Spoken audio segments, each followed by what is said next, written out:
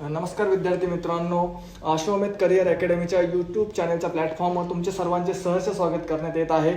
आजचा जो जो काही आपला तिसरा पेपर होता तो तुम्ही सर्वांनी दिलेला असेल आणि सर्वांना खूप छान प्रकारे गेलेला असेल। त्याच टेस्टचं ॲनालिसिस आज आपण इथे बघणार आहोत। त्याचबरोबर त्याची काय जे उत्तरं असेल ते उत्तरही आपण इथे बघणार आहोत।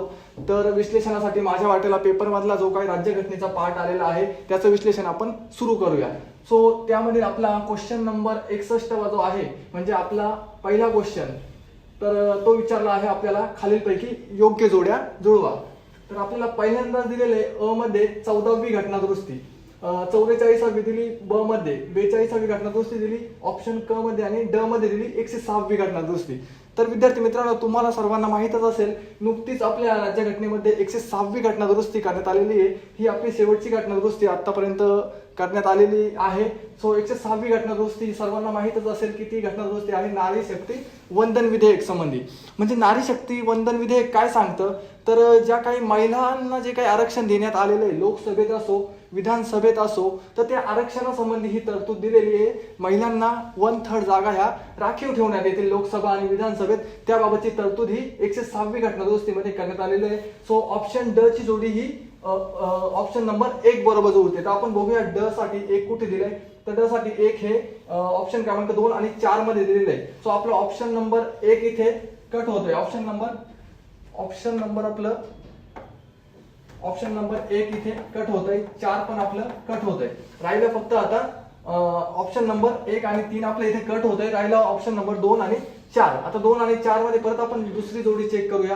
तर आपल्याला माहीतच असेल की 14वी घटना दुरुस्ती जी आपल्या घटनेत करण्यात आली होती ती भारतीय संघराज्यात पॉंडिचेरीचा समावेश करण्यात आला होता 14व्या घटना दुरुस्तीने। सो ऑप्शन अ चं उत्तर 4 मध्ये आपण चेक करू, तर अ साठी 4 हा ऑप्शन नंबर 2 मध्ये दिलेला आहे, ऑप्शन 3 ऑप्शन 4। सो आपलं अजूनही उत्तर मिळालेलं नाही आपल्याला। त्यानंतर आपण 44वी घटना दुरुस्ती बघू। तर 44व्या घटना दुरुस्तीने आपल्या घटनेमध्ये ऑप्शन नंबर जे 2 दिलेले आहे संसदीय विशेष अधिकारांबाबत ब्रिटिशांच्या सामान्य गृहाचा संदर्भ वगळण्यात आला, हे 44व्या घटना दुरुस्तीने आपल्या घटनेत समाविष्ट करण्यात आलं। सो ब ची जोडी ही आपल्याला ऑप्शन नंबर 2 ची जुळते। म्हणजे ऑप्शन नंबर 2 इथे 1 मध्ये आणि 4 मध्ये दिलेलं आहे, 1 तर ऑलरेडी आपलं कट झालेलं आहे। सो आपलं उत्तर मिळतं आपल्याला ऑप्शन नंबर 4। हे 3 वरनच आपल्याला समजलं। तर 42वी घटना दुरुस्ती जी दिलेली आहे तर ती आहे अखिल भारतीय न्यायिक सेवेच्या तरतुदी संबंधी। सो आपण काय काय बघितलं, 14वी घटना दुरुस्ती बघितली, 44वी बघितली, 42वी बघितली आणि 106वी घटना दुरुस्ती बघितली। सो आपलं उत्तर क्रमांक इथे 4 मिळत आहे। सो विद्यार्थी मित्रांनो, मला एवढंच सांगायचं आहे, घटना दुरुस्त्या करताना ह्या 4 तर तुम्ही इथे करणारच आहात, पण याबरोबर तुम्हाला इतरही घटना दुरुस्त्या इथे करणं गरजेचं आहे। ज्या जशा की आता मी तुम्हाला काही घटना दुरुस्त्या इथे लिहून दाखवतो। जर आपण आता एक ट्रिक बघूया, गणेश, तर यामध्ये तुमच्या जवळपास 3 घटना दुरुस्त्या इथेही कव्हर होतात। जीच्या बाबत तुम्ही विचार केला तर जीएसटी संबंधी घटना दुरुस्ती आपण 101वी घटना दुरुस्ती केलेली होती। एन वरनं आपल्या लक्षात येतं इथे एनसीबीसी बाबत ही घटना दुरुस्ती 102वी घटना दुरुस्ती आपण केली, आणि ई च्या संबंधी आपण विचार केला तर ईडब्ल्यूएस संबंधी आपण 103वी घटना दुरुस्ती केली। इथे 10% आरक्षण आर्थिक दुर्बल घटकाला शिक्षणात आणि नोकरीत देण्यात आलेलं होतं। पुढे 104वी घटना दुरुस्ती जर आपल्याला लक्षात घ्यायची असेल तर 104व्या घटना दुरुस्तीने ज्या राज्यांच्या ज्या काही 104व्या घटना दुरुस्तीने एससी आणि एसटी यांचं जे काही रिझर्वेशन होतं लोकसभेतील आणि विधानसभेतील जे रिझर्वेशन 10 वर्षांनी वाढवण्यात आलं। पण या घटना दुरुस्तीने एक गोष्ट अजून करण्यात आली की जी काही अँग्लो इंडियन लोकांना जे काही आरक्षण लोकसभेत आणि विधानसभेत दिलं जात होतं तर त्यांचं प्रतिनिधित्व इथे समाप्त करण्यात आलं रिझर्वेशनच्या माध्यमातून, कारण की त्यांचे प्रतिनिधी इथे आपल्याला लोकसभेत आणि विधानसभेत मिळायला लागलेले। त्याच्यामुळे 104व्या घटना दुरुस्तीने नेहमी लक्षात ठेवा, आता फक्त एससी आणि एसटी साठी लोकसभा आणि विधानसभेत रिझर्वेशन हे शिल्लक आहे। अँग्लो इंडियन जमातीचं रिझर्वेशन हे 25 जानेवारी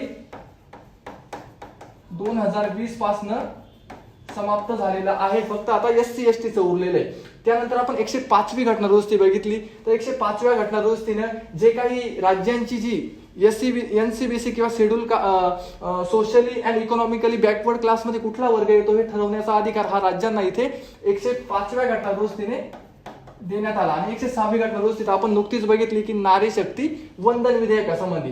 त्याचबरोबर विद्यार्थी मित्रांनो, अजूनही तुम्हाला काही घटना दुरुस्त्या करायच्या असेल ना तर त्यातही आपण काही घटना दुरुस्त्या बघूया। SC/ST संबंधी जशी आपण 104वी घटना दुरुस्ती इथे बघितली नुकतीच झालेली, त्याचप्रमाणे अजून कुठल्या घटना दुरुस्त्या ह्या SC/ST संबंधी झाल्या त्याही बघू. तर 8 नंबरची घटना दुरुस्ती ही SC/ST रिझर्वेशन तसंच अँग्लो इंडियन लोकांचं जे रिझर्वेशन होतं लोकसभेत आणि विधानसभेत ते 10 वर्षांनी वाढवण्यात येतं. ते 8वी घटना दुरुस्ती. त्यानंतर 23वी घटना दुरुस्ती, 45वी घटना दुरुस्ती, 62वी घटना दुरुस्ती, 79वी घटना दुरुस्ती, 95वी घटना दुरुस्ती आणि नुकतीच झालेली 104वी घटना दुरुस्ती. इतक्या घटना दुरुस्त्या ह्या SC आणि ST लोकांना विधानसभेत तसेच लोकसभेत त्यांचं आरक्षणाचं जे काही वर्ष आहे ते वाढवण्यासाठी करण्यात आल्या होत्या. आणि 104व्या घटना दुरुस्तीने अँग्लो इंडियनचं जे रिझर्वेशन होतं ते समाप्त करण्यात आलं. सो ह्या क्वेश्चनच्या माध्यमातून आपण जवळपास 10 ते 12 घटना दुरुस्त्या इथे बघितल्या आहेत आणि तुम्हाला सर्वांना वाटलं तर तुम्ही नक्कीच त्या नोट डाऊन करून घ्याव्या. त्यानंतर अजून आपल्याला ह्या क्वेश्चनचं जर अजून अनालिसिस जर करायचं ठरलं तर नुकतंच 129वं घटना दुरुस्ती विधेयक घटनेत मांडलेलं आहे आणि 130वं घटना दुरुस्ती विधेयक हे घटनेत मांडण्यात आलेलं आहे. तर 129व्या घटना दुरुस्तीने काय केलंय, अजून ती नुसते घटना दुरुस्ती विधेयक आहे, हे विधेयक आहे, हा कायदा नाही. तर हे आहे वन नेशन वन इलेक्शन संबंधी हे विधेयक मांडण्यात आलं. त्यानंतर 130वं आपण घटना दुरुस्ती विधेयक जर विचारात घेतलं तर 130व्या घटना दुरुस्तीने जे काही मंत्री हे गंभीर आरोपाखाली दोषी ठरलेले असेल तर अशा मंत्र्यांना मंत्री पदावरून काढून टाकण्यासाठीचं हे विधेयक 130 नंबरचं विधेयक हे मांडण्यात आलेलं होतं. सो असे आतापर्यंत 130 घटना दुरुस्ती विधेयक हे घटनेत मांडण्यात आलेले आहे, संसदेत मांडण्यात आलेले आहे. त्यापैकी 106 घटना दुरुस्त्या ह्या घटनेत करण्यात आलेल्या आहेत. एवढे विद्यार्थी मित्रांनो तुम्ही नेहमी लक्षात असू द्या. त्यानंतर आता आपण नेक्स्ट क्वेश्चन बघणार आहोत.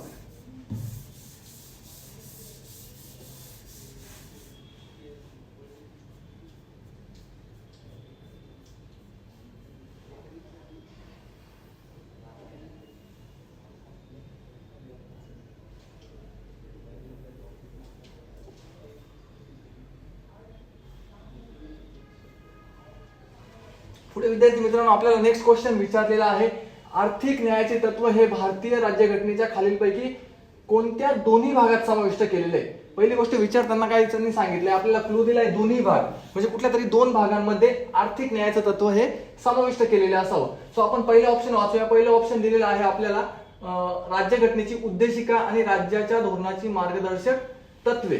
सो या ठिकाणी आपल्याला नक्कीच राज्य धोरणाच्या मार्गदर्शक तत्वांमध्ये आर्थिक न्यायाचं तत्व हे आलेलंच आहे. त्याबरोबर राज्यघटनेची जी उद्देशिका आहे त्यामध्ये पण आपल्याला आर्थिक न्यायाचं तत्व दिसतं. त्यामुळे आपलं उत्तर क्रमांक ए आपल्याला इथे मिळतं. सो आपलं उत्तर काय असेल, ऑप्शन नंबर ए राज्यघटनेची उद्देशिका. दुसरं ऑप्शन दिलंय राज्यघटनेची उद्देशिका आणि मूलभूत तत्व. सो मूलभूत तत्वांमध्ये आर्थिक न्यायाचं तत्व हे देण्यात आलेलं नाही. त्यानंतर तिसऱ्यामध्ये आपल्याला मूलभूत हक्क टाकलेले. तर नेहमी विद्यार्थी मित्रांनो तुम्ही लक्षात असू द्या, आपले जे काही मूलभूत हक्क आपल्याला अनुच्छेद 12 पासून ते अनुच्छेद 35 पर्यंत दिलेली आहे. त्यामध्ये आपल्याला राजकीय न्यायाचे तत्व दिलेली. मूलभूत हक्क जेव्हा येतील त्या ठिकाणी आपल्याला राजकीय न्याय दिसतो. आणि ज्यावेळेस आपल्याला आर्थिक न्याय विचारला जाईल त्यावेळेस उद्देशिका आणि मार्गदर्शक तत्वे ह्या दोनच गोष्टी आपल्या समोर आलेल्या पाहिजे. त्यामुळे आपलं ऑप्शन नंबर ए इथे आपल्याला मिळून जातं. जर आपण आता मार्गदर्शक तत्वे आपल्या समोर आलेले क्वेश्चन मध्ये, तर नेमके मार्गदर्शक तत्वे कुठल्या भागामध्ये येतात तर हे आपल्या सर्वांना माहित असणं खूप गरजेचं आहे. तर नेहमी विद्यार्थी मित्रांनो तुम्ही लक्षात असू द्या, भाग क्रमांक 4 जो काय आपला कलम 36 ते 51 मध्ये जे काही अनुच्छेद दिलेले आहे तर त्यामध्ये आपल्याला मार्गदर्शक तत्वे ही देण्यात आलेली आहे. सो या ठिकाणी आपलं मार्गदर्शक तत्वे कुठल्या भागात येतात, कुठल्या कलमापासून कुठल्या कलमापर्यंत येतात हे आपल्या लक्षात आलं. त्यानंतर त्याच मार्गदर्शक तत्वे आपल्याला काय सांगतं तर आर्थिक न्यायाचं तत्व आपल्याला त्या मार्गदर्शक तत्वांमध्ये मिळतं. त्याचबरोबर आपण मूलभूत हक्क बघितले. तर सो विद्यार्थी मित्रांनो मूलभूत हक्क हे भाग नंबर 3 मध्ये आलेले आहेत, 12 ते 35 मध्ये. आणि त्याच्यामध्ये आपल्याला राजकीय न्यायाचं तत्व इथे देण्यात आलेलं आहे. सो आपल्याला आर्थिक न्यायाचं विचारलंय तर ऑप्शन नंबर ए हे आपलं उत्तर असेल. सो नेक्स्ट क्वेश्चन आपण बघूया. आता आपला पुढचा 63 नंबरचा क्वेश्चन आहे, राज्याचा महाधिवक्ता आपल्या पदाचा राजीनामा कोणाकडे सोपवतो, असा आपल्याला प्रश्न आहे. राज्याचा महाधिवक्ता जेव्हा आपल्या समोर येईल त्यावेळेस आपल्या समोर कलम 165 हे दिसायला हवं. आणि नेहमी लक्षात असू द्या, राज्याचा महाधिवक्त्याचा पदावधी किंवा त्याची नेमणूक घटनेमध्ये फिक्स केलेली नाहीये, तर ते सर्व अधिकार त्याच्याबाबतचे जे असतात ते राज्यपालांकडे असतात. सो आपल्याला प्रश्न काय विचारलाय, राज्याचा महाधिवक्ता आपल्या पदाचा राजीनामा कोणाकडे सोपवतो. सो ऑप्शन ए मध्ये दिले राज्याच्या उच्च न्यायालयाचा मुख्य न्यायाधीश, त्यानंतर बी मध्ये दिले संबंधित राज्याचा राज्यपाल, सी मध्ये दिले भारताचा राष्ट्रपती आणि डी मध्ये दिला संबंधित राज्याचा मुख्यमंत्री. लॉजिक नुसार मुख्यमंत्र्याकडे राजीनामा देणार नाही. दुसरं राहिलं भारताचा राष्ट्रपती. भारताचा राष्ट्रपतीचा राज्याच्या संबंधी कुठलाही समावेश इथे होत नाही. सो आपला ऑप्शन नंबर जे काही बी आहे, विद्यार्थी मित्रांनो नेहमी लक्षात ठेवा, राज्याचा महाधिवक्ता हा संबंधित राज्याच्या राज्यपालाकडे आपला राजीनामा देत असतो. सो आपलं उत्तर क्रमांक बी याचं उत्तर असेल. तर आपण राज्याच्या महाधिवक्त्यासंबंधी कलमही लक्षात घेतलं, ते कलम 162 मध्ये येतं. राज्याच्या महाधिवक्त्याला असा संकेत पाळावा लागतो, समजा संबंधित राज्याच्या मंत्रिमंडळाने आणि मुख्यमंत्र्यांनी राजीनामा दिला तर राज्याच्या महाधिवक्त्यालाही आपलं पद खाली करावं लागतं. हे नेहमी विद्यार्थी मित्रांनो तुम्ही लक्षात असू द्या. आणि राज्याचा जो काही महाधिवक्ता असतो त्याला ज्या काही तरतुदी लागू केलेल्या आहेत त्या उच्च न्यायालयाच्या न्यायाधीशाप्रमाणे त्याची पात्रता सांगण्यात आलेली आहे. त्याला तेवढी पात्रता त्याने धारण केलेली असावी. म्हणजे त्याची पात्रता आपण विचारात घेतली तर कमीत कमी त्याने संबंधित राज्याच्या उच्च न्यायालयामध्ये 10 वर्ष वकिली केल्याचा अनुभव असावा, किंवा त्याच उच्च न्यायालयामध्ये त्या किंवा इतर उच्च न्यायालयामध्ये 10 वर्ष न्यायिक पदावर त्याने काम केलेलं असावं. ह्या पात्रता ह्या राज्याच्या महाधिवक्त्या संबंधी लागू केलेल्या आहे. त्यानंतर आपण आता नेक्स्ट क्वेश्चन बघूया. सो आपलं उत्तर क्रमांक काय असेल, याचा आन्सर नंबर बी असेल, संबंधित राज्याचा राज्यपाल.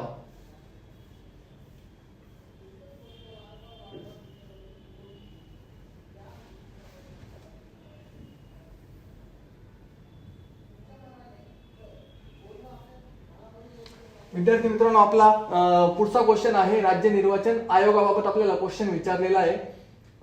तर पहिला ऑप्शन दिले आपल्याला त्यांनी, राज्य निर्वाचन आयुक्तांची नियुक्ती व त्यांना पदावरून दूर करण्याचा अधिकार राज्यपालांकडे असतो. विद्यार्थी मित्रांनो इथे बघा, तुम्हाला आहे ना थोडंसं नॉर्मल चुकवलेलं आहे. ज्यावेळेस राज्य निर्वाचन आयुक्त येतो, राज्य निर्वाचन आयुक्तांची नियुक्ती ही राज्यपाल करत असतात, परंतु त्यांना पदावरून जर दूर करायचा असेल तर तो अधिकार असतो प्रेसिडेंटकडे, म्हणजे राष्ट्रपतींकडे. नेहमी लक्षात असू द्या. राज्य निर्वाचन आयुक्त ऑप्शन मध्ये काय दिले, राज्य निर्वाचन आयुक्तांची नियुक्ती व त्यांना पदावरून दूर करण्याचा अधिकार राज्यपालांकडे आहे. त्यामुळे आपलं ऑप्शन नंबर ए हे चुकीचं आहे.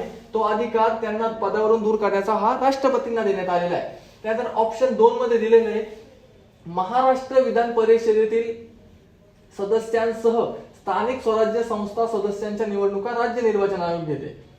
विद्यार्थी मित्रांनो नेहमी लक्षात असू द्या, ज्यावेळेस राज्य निर्वाचन आयोग आपल्या समोर दिसतं त्यावेळेस राज्य निर्वाचन आयोग हे लोकसभा, विधानसभा, विधान परिषद याबाबत कुठल्याही निवडणुका घेत नसतं.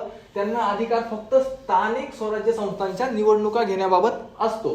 त्यामुळे इथे जे दिलंय महाराष्ट्र विधान परिषदेतील सदस्यांसह, इथेच ते ऑप्शन इथेच ती स्टेटमेंट चुकलेली आहे. त्यामुळे आपलं दुसरी स्टेटमेंट पण चुकीची आहे. त्यामुळे आपलं उत्तर इथे दोन्हीही चुकीचे, म्हणजे ऑप्शन क्रमांक डी आपल्याला इथे मिळतं. त्यामुळे राज्य निर्वाचन आयोग किंवा राष्ट्रीय निर्वाचन आयोग करताना ते कुठल्या भागामध्ये येत असेल तर भाग नंबर जो काही 15 दिलेला आहे, कलम 324 ते 329 मध्ये निवडणूक आयोगासंबंधी दिलेले ते सर्व कलम तुम्ही वाचून घेणं गरजेचं आहे. ते कुठल्या भागामध्ये येतं, कलम 24 काय सांगतं, कलम 329 काय सांगतं, या गोष्टी तुम्ही बघून घेणं गरजेचं आहे ह्या क्वेश्चनचं विश्लेषण करताना.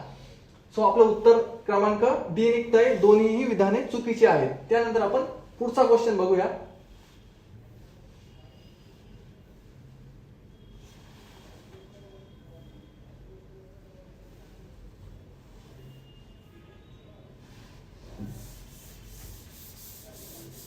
विद्यार्थी मित्रांनो आपला पुढचा क्वेश्चन आहे 65 नंबरचा क्वेश्चन आहे, खालीलपैकी कोणते कलम केंद्र सरकारकडून राज्यांना देण्यात येणाऱ्या अनुदानाशी संबंधी. ज्यावेळेस अनुदान असा शब्द येतो त्यावेळेस नेहमी लक्षात असू द्या की अनुदाने दोन प्रकारची असतात. एक असतं वैधानिक अनुदाने आणि दुसरे असतात स्वेच्छाधीन अनुदाने. सो इथे अनुदानाशी संबंधित क्वेश्चन विचारलेला आहे. तर आपल्याला बघता क्षणी कलम बी, ऑप्शन नंबर बी हे आपलं ऑप्शन कट होतं आणि ऑप्शन बी हे 280 हे वित्त आयोगासंबंधी आहे. त्याच्यामुळे ऑप्शन बी तर आपलं उत्तर 100% येणार नाहीये. ऑप्शन नंबर डी 267 व कलम हे आकस्मिक निधीच्या बाबत दिलेलं आहे, त्याच्यामुळे हे ऑप्शन पण आपल्या इथे येणार नाही. कलम 265 जे दिलेलं आहे आपल्याला, तर कलम 265 संबंधी जे आहे तर ते आपल्याला जवळपास कायद्याने प्राधिकार दिल्याखेरीज कर लावता येणार नाही. जोपर्यंत कायदा सांगत नाही तोपर्यंत संबंधित राज्य असो संबंधित देश असो त्याला कुठलाही कर लावता येणार नाही. हे कलम 265 मध्ये सांगण्यात आलेलं आहे. करासंबंधी जे आहे हे कलम 265. आपल्याला विचारलंय कुठले कलम केंद्र सरकारकडून राज्यांना देण्यात येणाऱ्या अनुदानाशी संबंधी आहे, तर आपलं उरलं ऑप्शन नंबर ए. कलम 275 हे राज्यांना देण्यात येणाऱ्या अनुदानाशी संबंधित आहे आणि ते आहे वैधानिक अनुदाने. ज्यावेळेस स्वच्छाधीन अनुदाने येतील ते कलम 282 मध्ये येणार. सो विद्यार्थी मित्रांनो, आपण काय काय बघितलं? कलम 275 बघितलं, कलम 280 बघितलं, 265 बघितलं आणि 267 बघितलं, त्याचबरोबर 282 असे 5 कलमांचं इथं आपण विश्लेषण बघितलंय. असंच तुम्ही कुठल्याही क्वेश्चनचं अनालिसिस करताना उत्तराबरोबर 4ही ऑप्शनला फोडण्याचं काम तुम्ही करा. ते तुम्हाला परीक्षेमध्ये कुठलंही ऑप्शन हे मिररच्या स्वरूपात येऊ शकतं. सो आपण विद्यार्थी मित्रांनो याचं उत्तर क्रमांक ए आपलं निघतंय कलम 275. त्यानंतर पुढचा क्वेश्चन बघूया आपण. नेक्स्ट क्वेश्चन आपल्याला विचारला आहे उच्च न्यायालयासंबंधी आपल्याला क्वेश्चन इथे विचारलेला आहे. क्वेश्चन नंबर आहे आपला 66वा. उच्च न्यायालय कोणत्या कलमाअंतर्गत विशेष आदेश जारी करतं? विशेष आदेश म्हणजे काय असतं? तर त्यांना प्राधिलेख काढण्याचा अधिकार असतो, मीन्स त्यांना रिट्स काढण्याचा अधिकार असतो. ते विचारले आपल्याला उच्च न्यायालयासंबंधी. एक असतं सर्वोच्च न्यायालय, एक असतं उच्च न्यायालय. सो इथे उच्च न्यायालय ज्या वेळेस येईल त्यावेळेस आपल्याला कलम 214 पासून 231 पर्यंत हे कलम आपल्या लक्षात येणं गरजेचं आहे. आणि उच्च न्यायालयाचा उल्लेख हा नेहमी लक्षात असू द्या विद्यार्थी मित्रांनो, भाग 5 मध्ये प्रकरण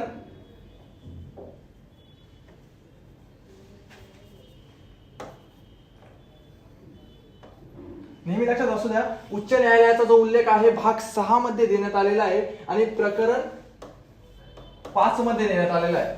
उच्च न्यायालय भाग 6 प्रकरण 5 मध्ये. त्याच्यात विचारले उच्च न्यायालय कोणत्या कलमाअंतर्गत आदेश जारी करू शकते? सो आपलं उत्तर इथे मिळते आपल्याला ऑप्शन नंबर सी. कलम 226 नुसार उच्च न्यायालयाला विशेष आदेश जारी करण्याचा अधिकार देण्यात आलेला आहे. म्हणजे कलम 213 कशा संबंधी आहे, कलम 219 कशा संबंधी, कलम 215 कशा संबंधी आहे? तर विद्यार्थी मित्रांनो नेहमी लक्षात असू द्या कलम 215 असं सांगतं की उच्च न्यायालय हे अभिलेख न्यायालय असेल, म्हणजे त्यांना जुन्या सर्व गोष्टी जतन करण्याचा अधिकार असेल. त्यानंतर कलम 219 जे दिलेले आहे ते उच्च न्यायालयात जे काही शपथ वगैरे घेतली जाते त्या संबंधी कलम 219 सांगतं. आणि कलम 213 हा उच्च न्यायालयाला अध्यादेश काढण्याचा अधिकार देण्यात आलेला आहे. उच्च न्यायालयाचा अध्यादेश काढण्याचा अधिकार हा कलम 213 मध्ये देण्यात आलेला आहे. सो या क्वेश्चनचं उत्तर जर आपल्याला काढायचं असेल तर आपलं ऑप्शन नंबर सी निघतं कलम 226 नुसार. सो आपण 215 बघितलं, 219 बघितलं, 213 बघितलं, म्हणजे नेमकं 214 काय असेल? तर 214 कलम हे उच्च न्यायालयाच्या स्थापनेसंबंधी देण्यात आलेले आहे. असे सर्व कलम तुम्ही जे काही 214 पासून 231 पर्यंत ज्यावेळेस उच्च न्यायालय करणार त्यावेळेस डिटेलमध्ये वाचून घेणं गरजेचं आहे. उद्या तुम्हाला जोड्या लावण्यासाठी पण असा क्वेश्चन विचारला जाऊ शकतो. सो आपण आता नेक्स्ट क्वेश्चन बघूया. याचं उत्तर आहे ऑप्शन नंबर सी कलम 226. विद्यार्थी मित्रांनो आपला पुढचा क्वेश्चन आहे खूप सोपा क्वेश्चन आपल्याला इथे विचारण्यात आलेला आहे. पंचायती राज हा क्वेश्चन आलेला आहे. सो याचं उत्तर तुम्ही सर्वांनी खूप इझिली आणि शांततेने काढलेलं असावं असं मला वाटतं. सो आपल्याला क्वेश्चन विचारलेला आहे 74व्या घटना दुरुस्ती अधिनियमाद्वारे नगरपालिका, एक लक्षात ठेवा पंचायती असतात आणि दुसऱ्या असतात नगरपालिका. इथे विचारले नगरपालिका यांना काही कर्तव्य व जबाबदाऱ्या अनुच्छेद डॅश डॅश अन्वये सोपवण्यात आलेले आहे. नेहमी विद्यार्थी मित्रांनो लक्षात ठेवा ज्यावेळेस पंचायती येतात त्यावेळेस 243 ते 243 ओ मध्ये त्यांचा उल्लेख केलेला आहे. इथे 243 ओ पर्यंत काय आलेलं आहे का? इथे 243 ओ पर्यंत बाकी काही आलेलं नाही. त्यानंतर 243 पी ते 243 ZG पर्यंत आपल्याला नगरपालिका देण्यात आलेल्या आहे. आणि त्यामध्ये आपल्याला काय विचारलंय की नगरपालिका यांना काही कर्तव्य व जबाबदाऱ्या कोणत्या कलमाअंतर्गत दिलेल्या आहेत. सो आपल्या इथं काय निघतं 243 आपण ABCD नुसार मोजलं तर इथे आपला आय तर कटून जाईल, कारण 243 आय हा पंचायतींचा जो काही वित्त आयोग असतो त्याच्या संबंधी, त्याच्यामुळे ऑप्शन डी आपलं इथे कट झालेलं आहे. त्यानंतर 243 जी मध्ये जे दिलेलं आहे 243 जी हा पण 243 ए पासून ते 243 ओ पर्यंत येऊन जातो. त्याच्यामुळे हा 243 जी हा पण पंचायती संबंधी, त्याच्यामुळे आपला ऑप्शन नंबर बी पण इथे कट होतं. राहिला ऑप्शन नंबर 243 व्ही आणि 243 डब्ल्यू. तर नेहमी विद्यार्थी मित्रांनो तुम्ही लक्षात असू द्या की 74व्या घटना दुरुस्तीने नगरपालिकांना जे कर्तव्य व जबाबदाऱ्या कोणत्या अनुच्छेदानुसार दिल्या असतील तर ते आहे 243 डब्ल्यू नुसार. त्याचं उत्तर निघतं आपलं ऑप्शन नंबर सी. सो याचं उत्तर काय असेल आपलं ऑप्शन नंबर सी. त्यानंतर आपण आता पुढचा क्वेश्चन बघूया. आपल्याला आता पुढचा क्वेश्चन विचारलेला आहे उपराष्ट्रपती आणि राष्ट्रपतींसंबंधित पुढचा क्वेश्चन आपल्याला विचारलेला आहे. सो इथे विचारलंय खालीलपैकी कोणते बरोबर जुळलेले नाही. बरोबर जुळलेले नाही म्हणजे काय विचारलंय नेमकं आपल्याला चुकीचं काय आहे हे विचारलेलं आहे. क्वेश्चन वाचताना नेहमी व्यवस्थित वाचायचा. इथे चुकीचं विचारलेलं आहे, शब्दात गंमत असते. सो कलम 64 पासून आपण जर उपराष्ट्रपतींचा विचार केला तर कलम 63 पासून जवळपास कलम 71 पर्यंत उपराष्ट्रपती देण्यात आलेला आहे. त्याच्या अगोदर जे काय आहे 53 ते 62 पर्यंत हे राष्ट्रपतींसंबंधी. सो आपण बघूया कलम 64 मध्ये काय दिलंय तर 64 मध्ये उपराष्ट्रपती हे राज्यसभेचे पदसिद्ध सभापती असतात. 100% ऑप्शन क्रमांक ए बरोबर आहे. आपल्याला विचारलंय चुकीचं आहे. त्यानंतर कलम 69 मध्ये काय दिलेलं आहे उपराष्ट्रपतींद्वारे घेण्यात येणारी शपथ, ऑप्शन क्रमांक बी ही बरोबर आहे. त्यानंतर कलम 61 मध्ये राष्ट्रपतींवरील महाभियोग पद्धत. बघा विद्यार्थी मित्रांनो इथं उपराष्ट्रपतीने दिलं, राष्ट्रपती दिलेलं आहे, त्याच्यामुळे ऑप्शन क्रमांक सी ही आपलं बरोबर आहे. आणि कलम 60 मध्ये दिलंय उपराष्ट्रपतींद्वारे घेण्यात येणारी शपथ.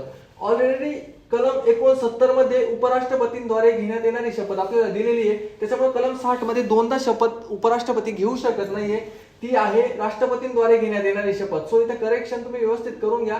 कलम 60 हे राष्ट्रपतींच्या शपथ संबंधी, त्याच्यामुळे आपलं ऑप्शन नंबर डी हे उत्तर मिळतं, कारण की ऑप्शन नंबर डी इथे चुकीचं दिलेलं आहे आणि आपल्याला बरोबर जुळलेलं काय नाही तेच विचारलेलं आहे. सो उत्तर नोट डाऊन करून घ्या, ऑप्शन क्रमांक डी. त्यानंतर विद्यार्थी मित्रांनो आपण पुढचा क्वेश्चन बघूया. आपल्याला नेक्स्ट क्वेश्चन विचारलेला आहे भारतीय संविधानाच्या कोणता भाग आणि कलमात केंद्र राज्य प्रशासकीय संबंधांचा उल्लेख करण्यात आलेला आहे. ज्यावेळेस असा प्रश्न विचारला जातो त्यावेळेस लगेच आपल्याला केंद्र राज्य रिलेशन नेमकं कुठल्या भागामध्ये कुठल्या कलमामध्ये हे आपलं लक्षात येणं गरजेचं आहे. सो विद्यार्थी मित्रांनो नेहमी लक्षात असू द्या, भाग 11 मध्ये कलम 245 ते 263 मध्ये आपल्याला केंद्र राज्य संबंध दिलेले आहे. त्यामध्ये 245 ते 255 मध्ये कायदेविषयक संबंध दिलेले, कायदेविषयक संबंध, आणि 256 ते 263 मध्ये प्रशासकीय संबंध देण्यात आलेले आहेत. आणि आपल्याला क्वेश्चन विचारताना त्यांनी विचारलेला आहे केंद्र राज्य प्रशासकीय संबंध विचारलेला आहे कुठल्या भागात आणि कुठल्या कलमामध्ये. ऑप्शन क्रमांक ए मध्ये भाग 11 बरोबर दिलेलं आहे, पण कलम काय दिलंय 245 ते 255 ते काय आहे कायदेविषयक आहे, त्याच्यामुळे ऑप्शन क्रमांक ए इथे आपला कट होतो. बी मध्ये भाग 12 दिलाय, तिथेच आपलं बी पण कट होतं. भाग ऑप्शन सी मध्ये भाग 9 दिले, इथे पण आपलं उत्तर कट होतं. मग आपल्याला उत्तर काय मिळतं ऑप्शन नंबर डी भाग 11 कलम 256 ते 263. इतका बारीक अभ्यास करणं गरजेचं आहे. इथे तुम्ही चुकू शकता, याला 11 समजू शकता काही मध्ये, पण हा भाग 9 आहे, हा भाग 11 आहे, लक्षात असू द्या. त्यानंतर आता विद्यार्थी मित्रांनो आपण पुढचा क्वेश्चन बघणार आहोत. तो आहे आपला 70 नंबरचा क्वेश्चन. पुढचा क्वेश्चन आपल्याला विचारला विद्यार्थी मित्रांनो खालीलपैकी कोणता पर्याय भारताच्या महान्यायवादी संदर्भात चुकीचा आहे. आता इथे क्वेश्चन विचारला आपल्याला महान्यायवादी, या अगोदर आपल्याला क्वेश्चन विचारला होता महाधिवक्ता संबंधी. सो भारताचा महान्यायवादी पहिली गोष्ट आपल्याला माहित पाहिजे कुठल्या कलमामध्ये येतो. तर विद्यार्थी मित्रांनो, नेहमी तुम्ही अभ्यास करताना न्यायवादी करणार त्यावेळेस महाधिवक्ता पण तुम्ही करणं गरजेचं आहे. कलम 76 मध्ये महान्यायवाद्याचा उल्लेख केलेला आहे. कलम 165 मध्ये महाधिवक्ता यांच्याबद्दल उल्लेख केलेला आहे. आपल्याला विचारलंय खालीलपैकी कोणता पर्याय भारताच्या महान्यायवादी संदर्भात चुकीचं आहे. बरोबर नाही विचारलं, आपल्याला चुकीचं विचारलंय. सो आपण वाचूया स्टेटमेंट. ऑप्शन क्रमांक ए दिलेला आहे, राष्ट्रपती सरकारच्या सल्ल्याने महान्यायवाद्याची नियुक्ती करतात. आता आपण मगाशी बघितलं तिकडे अधिकार महाधिवक्त्यासंबंधी राज्यपालांना नव्हता, तर 100% इथे देशाचा महान्यायवादी सर्वोच्च कायदा अधिकारी आहे, त्यांची नेमणूक ही राष्ट्रपती सरकारच्या सल्ल्यानेच करत असतात. आणि त्याचं कारण म्हणजे ज्या वेळेस सरकार कोसळलं जाईल त्यावेळेस असा संकेत पाळला जातो की महान्यायवाद्यांनी पण आपलं पद हे सोडायचं असतं. त्यामुळे ऑप्शन क्रमांक ए आपलं बरोबर आहे. आपल्याला विचारलंय चुकीचं कुठलंय. त्यानंतर आपण आता ऑप्शन बी वाचूया. त्याने कोणत्याही उच्च न्यायालयात 10 वर्ष वकील म्हणून काम केले पाहिजे. सो ही स्टेटमेंट पण 100% बरोबर आहे, कारण की तो सर्वोच्च कायदा अधिकारी आहे, त्याला वकिलीचा अनुभव हा 100% पाहिजे. त्यामुळे 10 वर्ष वकील आणि 5 वर्ष न्यायाधीश म्हणून काम केल्याचा त्यांना अनुभव असावा. त्याच्यामुळे ऑप्शन बी पण बरोबर आहे. आपल्याला चुकीचा पर्याय विचारलेला आहे, त्याच्यामुळे ऑप्शन डी पण इथे आपलं कट होणार आहे, कारण की बी आणि सी तर चुकीचं येणार नाही, कारण की बी तर ऑलरेडी बरोबर आहे. आता ऑप्शन सी राहिलं आपलं. राष्ट्रपतींच्या मते ती व्यक्ती निष्णांत कायदेपंडित नसावी नाही, इथे असावी पाहिजे होतं. नसावी असल्यामुळे हे उत्तर आपलं सी चुकीचं दिलेलं आहे. त्याच्यामुळे आपलं उत्तर काय निघतं, ऑप्शन नंबर सी. यांना ज्यावेळेस महान्यायवादी करतो आपण, महान्यायवादीला निष्णांत कायदेपंडित असावी ही अट टाकण्यात आलेली आहे. परंतु ज्यावेळेस महाधिवक्ता करू तर महाधिवक्त्याला निष्णांत कायदेपंडित असावी अशी कुठलीही अट टाकण्यात आलेली नाही. त्यामुळे ह्या दोन फरक तुम्ही व्यवस्थित नोट डाऊन करा. महाधिवक्त्याला कायदेपंडित असावी ही अट आहे, परंतु महाधिवक्त्याला कायदेपंडित असावी ही अट देण्यात आलेली नाही. त्यामुळे आपलं उत्तर निघतं ऑप्शन क्रमांक सी. त्यानंतर विद्यार्थी मित्रांनो, आपण पुढचा क्वेश्चन बघूया. आपला नेक्स्ट क्वेश्चन आहे क्वेश्चन क्रमांक 71.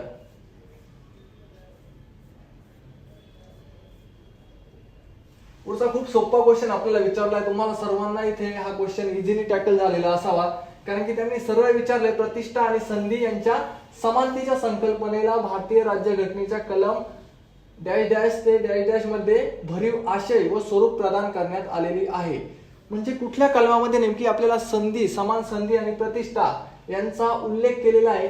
तो विद्यार्थी मित्रांनो, मी तुम्हाला उत्तर इथे सांगून देतो. ऑप्शन क्रमांक डी, कलम 14 ते 18 मध्ये असं सांगण्यात आलेलं आहे की प्रतिष्ठा आणि संधी यांच्या समानतेच्या संकल्पनेला राज्यघटनेत सांगण्यात आलंय. मग नेमकं ऑप्शन नंबर ए जे दिलंय 25 ते 28 त्याच्यात काय सांगितलंय, जे काही धर्माच्या बाबत जे धार्मिक तत्व आहे ते 25 ते 28 मध्ये सांगण्यात आलेली. धार्मिक तत्वे म्हणजे कलम 25 काय सांगतं, आपण कुठल्याही धर्माला स्वीकारू शकतो, त्या धर्माचा व्यवहार बघू शकतो, त्याला कर देऊ शकतो, त्याबाबत शैक्षणिक संस्था स्थापन करू शकतो. हे 25 ते 28 मध्ये सांगितलंय. मग 23 आणि 24 काय सांगतं, तर 23 आणि 24 मध्ये शोषणाविरुद्धचा अधिकार दिलेला आहे. म्हणजे 23 मध्ये जसं गुलामगिरी करण्यास मनाई आहे, 24 मध्ये लहान मुलांना कारखान्यात कामास पाठवू नये याचा उल्लेख केलेला आहे. त्यानंतर ऑप्शन सी मध्ये 5 ते 11 काय सांगतं, तर जे काही नागरिकत्व, आपण भारताचे नागरिक आहे, हे कलम 5 ते 11 मध्ये आणि भाग 2 मध्ये सांगण्यात आलेले आहे. हे जे आहे मूलभूत हक्कांचा भाग आहे, हा भाग 3. आणि आपल्याला विचारले प्रतिष्ठा आणि संधीच्या बाबत समानतेचे तत्व, हे कलम 14 ते 18 मध्ये देण्यात आले. त्याच्यामुळे आपलं उत्तर निघतं ऑप्शन क्रमांक डी. असं तुम्ही डिटेल आणि बारीक अनालिसिस करणं हे गरजेचं आहे पेपर नंतर. त्यानंतर आता आपण नेक्स्ट क्वेश्चन बघूया, क्वेश्चन नंबर 72.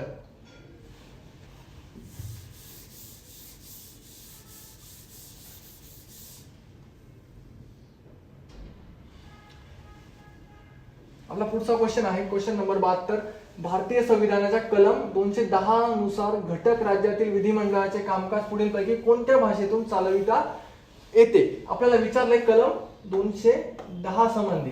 नेमकं कुठल्या भाषेतून घटक राज्यातील विधिमंडळाचे कामकाज चालवले जाऊ शकते? खूप लॉजिकल क्वेश्चन आहे, कारण का आपलं विधिमंडळ हे आपल्याला माहित असावं नेमकं तिथे कुठल्या कुठल्या भाषा वापरल्या जातात. सो इंग्रजी वापरली जाते, हिंदी तिचाही यूज होतो, आणि त्या त्या राज्याची जी काही अधिकृत भाषा असेल, समजा आपण महाराष्ट्राचे तर आपली मराठी ही अधिकृत भाषा, अशा म्हणजे तीनही भाषांचा इथे आपल्या विधिमंडळामध्ये वापर केला जातो. सो आपल्याला प्रश्न खूप इझी दिलाय, पण ऑप्शन खूप हार्ड दिलेले आहे, कारण की ए मध्ये 2 आणि 3 दिलंय, बी मध्ये फक्त 4 दिलंय, सी मध्ये फक्त 1 आणि 2 दिलंय, आणि डी मध्ये 1 आणि 3 दिलंय. आपण घाईघाईत उत्तर काही मारून देऊ, पण बी मध्ये ऑप्शन क्रमांक 4 दिलेले आहे वरील पैकी सर्व. त्यामुळे ह्या तीनही भाषांचा वापर आपल्या विधिमंडळामध्ये केला जातो कलम 210 नुसार, नेहमी लक्षात असू द्या. त्यानंतर विद्यार्थी मित्रांनो, आपण आता पुढचा क्वेश्चन बघूया. आपला नेक्स्ट क्वेश्चन आहे क्वेश्चन नंबर 73. सो पुढचा क्वेश्चन आपल्याला विचारला आहे 73 नंबरचा. भारतीय संविधानाच्या कोणत्या कायद्याद्वारे महाराष्ट्र राज्य अस्तित्वात आले? सर्वांना माहिती आहे महाराष्ट्र राज्याची स्थापना कधी झाली? 1960 मध्ये. त्याच्या अगोदर काय होतं? 1956 मध्ये महाराष्ट्र आणि गुजरात हे दोन्ही एकत्र राज्य होते. 1960 मध्ये महाराष्ट्र वेगळा झाला, गुजरात वेगळा झाला. म्हणजे आपल्याला विचारलं इथं भारतीय संसदेच्या कोणत्या कायद्याद्वारे महाराष्ट्र राज्य अस्तित्वात आलं? ऑप्शन देताना बघा, गुजरात पुनर्रचना कायदा. आता गुजरातचा काय संबंध? जर महाराष्ट्र राज्याची स्थापना झाली तर ऑप्शन नंबर बी तर इथे आपलं लॉजिकली कट होऊन जाणार, आपण कन्फ्युज होणार आहे. मुंबई पुनर्रचना कायदा 1960 आणि महाराष्ट्र पुनर्रचना कायदा 1960. नेमकं महाराष्ट्र राज्यच 1960 ला अस्तित्वात आलंय, तर तिथे महाराष्ट्र पुनर्रचना कायदा कसा काय होऊ शकतो डायरेक्टली? सो इथं लॉजिकली उत्तर देतं आपलं ऑप्शन नंबर ए, मुंबई पुनर्रचना कायदा 1960 नुसार महाराष्ट्र राज्याची स्थापना करण्यात आलेली आहे. सो उत्तर क्रमांक काय असेल आपलं? ऑप्शन नंबर ए, मुंबई पुनर्रचना कायदा 1960. त्यानंतर आता विद्यार्थी मित्रांनो, आपण पुढचा क्वेश्चन बघूया. आपला 74 नंबरचा क्वेश्चन आहे. खालील पैकी संविधान सभेच्या कोणत्या समितीचे अध्यक्ष राजेंद्र प्रसाद होते? या अगोदरच्या टेस्टलाही बऱ्याच वेळा असे क्वेश्चन आलेले आहेत. आयोगानेही वेगवेगळ्या समित्यांवर वेगवेगळ्या समित्यांचे अध्यक्ष आपल्याला विचारलेले, आयोग उपसमित्यांपर्यंत पोहोचलेला आहे. आपल्याला इथे डायरेक्ट विचारलंय राजेंद्र प्रसाद नेमके कोणत्या समितीचे अध्यक्ष होते? आपण बघूया. पहिल्यांदा ऑप्शन डी घेऊया, हाऊस समिती. हाऊस समितीचे अध्यक्ष कोण असेल? तर हाऊस समितीचे अध्यक्ष राजेंद्र प्रसाद नसून तिथे पट्टाभिचार्य म्हणून असे एक व्यक्ती होते जे हाऊस समितीचे अध्यक्ष होते. त्याच्यामुळे आपला ऑप्शन नंबर डी इथे येणार नाही. त्यानंतर सी मध्ये दिले त्यांनी क्रांतिक घटना समिती. ज्यावेळेस प्रांतांचा उल्लेख केला जातो त्यावेळेस आपल्याला वल्लभभाई पटेल हे नाव आपल्या समोर आलं पाहिजे. त्याच्यामुळे ऑप्शन नंबर सी पण आपला येणार नाही. ज्यावेळेस संघराज्य घटना समिती, ऑप्शन बी मध्ये काय दिलंय? संघराज्य. त्यावेळेस नेहरू आपल्याला डोळ्यासमोर आले पाहिजे. त्याच्यामुळे ऑप्शन नंबर सी बी पण येणार नाही. म्हणजे आपलं बी पण उत्तर नाही, सी पण नाही, आणि ऑप्शन क्रमांक डी पण इथे उत्तर नाही. मग आपलं उत्तर काय निघतं? तर ऑप्शन नंबर ए, कार्यपद्धती नियम समितीचे अध्यक्ष हे डॉक्टर राजेंद्र प्रसाद होते. इतरही समित्यांचे अध्यक्ष राजेंद्र प्रसाद होते, जसे सुकाणू समितीचे अध्यक्ष पण राजेंद्र प्रसादच होते. आणि बाकी मसुदा समिती वगैरे तुम्हाला सर्वांना माहितच असेल की मसुदा समितीचे अध्यक्ष बाबासाहेब आंबेडकर होते. त्यानंतर इतर काही ज्या उपसमित्या होत्या, समजा मूलभूत हक्क समिती होती, वल्लभभाई पटेल तिचे अध्यक्ष होते. तिचीच उपसमिती आपण घेतली तर तिचे जे.बी. कृपलानी होते. परत आपण अल्पसंख्याकांबाबतच्या समितीचं विचारलं तर तिथे अध्यक्ष होते वल्लभभाई पटेल, हे मूलभूत हक्कांसंबंधी समितीचे अध्यक्ष होते. त्याचीच उपसमिती घेतली तर त्याचे जे.बी. कृपलानी हे अध्यक्ष होते. सो ह्या क्वेश्चनचं आपण इथे विश्लेषण बऱ्यापैकी आपण 4 समित्या बघता बघता जवळपास 7 ते 8 समित्या इथे आपण बघितल्या आहेत. त्यानंतर आता आपण नेक्स्ट क्वेश्चन बघूया.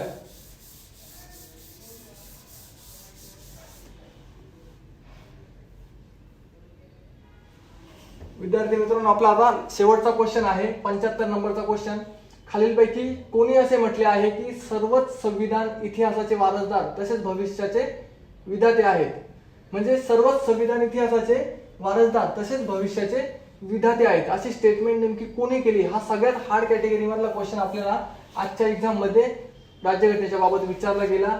सो हा आपल्या आयोगाचा PYQ पण आहे, कारण की हा रिपीट झालेला आहे एकदा दोनदा.